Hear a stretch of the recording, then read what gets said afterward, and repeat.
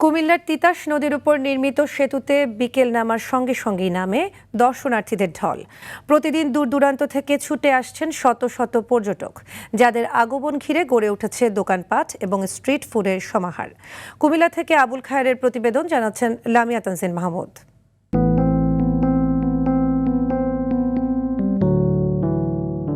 নদীর নাম তিতাস, দুই পাড়ে সবুজের সমাহার, মাঝখানে স্বচ্ছ জলরাশি। নদীর পূর্বে কুমিল্লার মুরাদনগর উপজেলার নাগেরকান্দি আর পশ্চিমে হোমনা উপজেলার রঘুনাথপুর।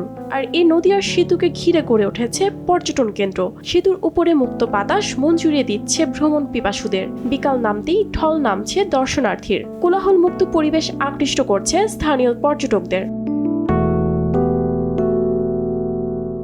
পর্যটকদেরকে ঘিরে সেতুর দুই ধারে গড়ে উঠেছে দোকানপাট। সেতুর উপর পসরা বসেছে স্ট্রিট ফুডের। নৌকার মাঝিরাও ভালো আয় করছেন পর্যটকদের কাছ থেকে। মানুষ অবসর টাইমটা বিকেলবেলা আসলে এখানে ঘুরতে আসে, ভিউটা খুব সুন্দর। ফ্যামিলি নিয়ে আসছি, অনেক ভালো লাগতেছে। নৌকা চলে, সব মিলে ভালোই আছে। ফ্রেন্ড সার্কেল সবাই আসছি, খুবই ভালো লাগছে, অনেক আনন্দ করলাম। মাঝিরা খুব সুন্দরভাবে নৌকা বায়, খুবই আনন্দ করতেছে। বাচ্চা নিয়ে আসছি।